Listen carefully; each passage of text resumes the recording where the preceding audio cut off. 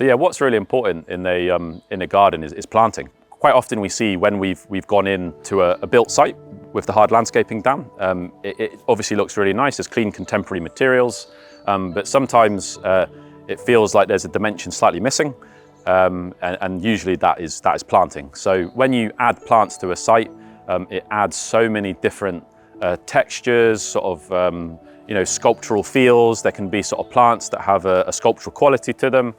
They have scents, they have changing tones through the seasons, they have endlessly different forms, the way that you can contrast them, balance them.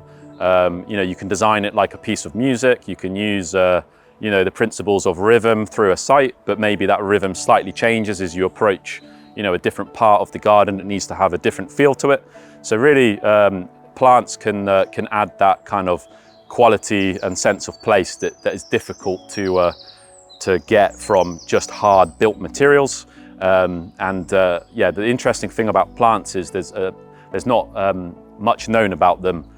Generally, we find from our customers, but often through the consultation process, through meeting at nurseries, through Zoom calls, coming to see us in the showroom and looking at plants, we quite often find that customers will maybe go for a more complex planting scheme than they had first considered. And when I say complex, I don't mean high maintenance. I mean there's a good kind of range of interests in the garden that wouldn't have existed had they not had that kind of dialogue with us. But in terms of maintenance, it really doesn't have to be high maintenance. We can go through that in more detail with the customer, but essentially it's about the type of species, how well it's suited to a space, and what are the ratios of species that are extremely low maintenance versus those species that maybe need a little bit of TLC. But we can really play with those ratios depending on the customer's needs. So really, I would say every customer can have a planting plan at every scale of maintenance needs.